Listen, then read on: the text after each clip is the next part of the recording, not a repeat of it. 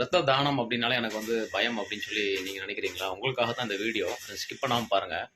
நீங்கள் நிறைய பேர் வந்து ரத்தத்தை பார்த்தாலே பயப்படுறாங்க. பிளட்டு பார்த்தாலே மயங்கி விழக்கூடிய காட்சியெல்லாம் பார்க்குறோம். அதோட மட்டும் இல்லாமல் ஹாஸ்பிட்டலில் போயிட்டு நமக்கு ஏதாவது ஃபீவர் அல்லது வைரல் ஃபீவர் ஏதாவது பிரச்சனை அப்படின்னா வந்து டாக்டர் வந்து என்ன சொல்லுவாங்கன்னா, ரத்தத்தை எடுத்து செக் பண்ணி பார்க்கணும், அதில் என்ன பிரச்சனைன்னு சொல்லி கண்டுபிடிச்சிடலாம் அப்படின்னு சொல்லும்போது, அந்த ரத்தம் குத்தி எடுத்து அதை டெஸ்ட்டுக்கு கொடுக்கும்போது கூட ரத்தத்தை பார்த்தாலும் நமக்கு பயமாக இருக்கும்.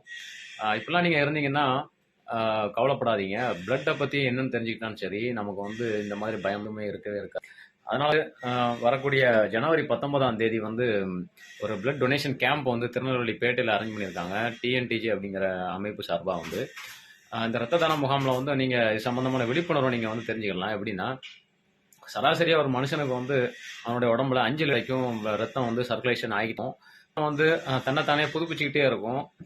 இருந்து 5 லிட்டர்ல இருந்து நம்ம வந்து வெறுமனே 300 ml ரத்தம் மட்டும்தான் வந்து ஒருத்தட்ட இருந்து ரத்த தானத்தின் மூலமா எடுக்க முடியும். அதுவும் அவருடைய சம்மதத்தோட. அந்த 300 ml அப்படிங்கிறது வந்து திரும்ப வந்து நம்ம உடம்புல வந்து ரீஜெனரேட் ஆயிரும். திரும்ப மறு உற்பத்தி வந்து செய்யப்படும். இந்த மாதிரி மறு உற்பத்தி செய்யப்படுறதன் மூலமாக நமக்கு வந்து புத்துணர்வு கிடைக்கும். நமக்கு தேவையில்லாத நமக்கு வரக்கூடிய டிசீஸ்ல இருந்து நம்மளால வந்து தற்காத்துக்கிட முடியும். அப்புறம் நம்மளுடைய ஹீமோகுளோபினுடைய எண்ணிக்கையும் வந்து அதிகமாகும். இது மாதிரி ரத்த தானம் வழங்குறதா இருந்தா முதல்ல வந்து நம்மளை வந்து நம்ம டெஸ்ட் பண்ணிக்கணும். எப்படின்னா வந்து 48 கிலோவுக்கு மேல இருக்கமா அப்படிங்கறத நம்ம பார்க்கணும்.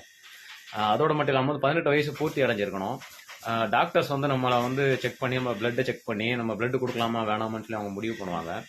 இந்த ரத்தத்துல வந்து நிறைய வகைகள் இருக்கு. என்ன அப்படின்னா, B positive, A positive, A negative, AB positive, O positive, O negative, இந்த மாதிரி ரத்த வகைகள் இருக்கு. அவ்வளவுதான்.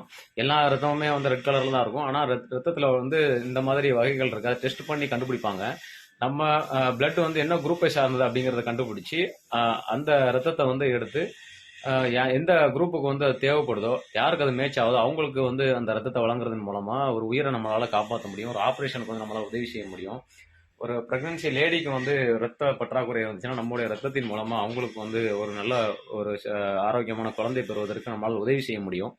இதுதான் வந்து ரத்தம் சம்பந்தமான விஷயங்களை தவிர, இது அல்லாம வந்து ரத்த தானம் செய்யறதின் மூலமாக வந்து எந்த பயமும் நமக்கு தேவையில்லை. நல்ல ஆரோக்கியமான உணவு சாப்பிட்டா போதும், நல்லா தூங்கினாலே போதும்.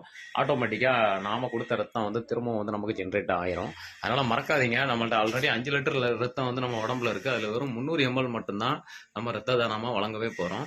அதோட மட்டும் இல்லாம ரத்த தானம் வழங்குறதுக்கு முன்னாடி மருத்துவர்கள் வந்து நம்மளை வந்து செக் பண்ணிட்டு தான் நம்மள்ட்ட இருந்து ரத்தம் எடுப்பாங்க அப்படிங்கிறத மறக்காதீங்க. தேங்க்யூ.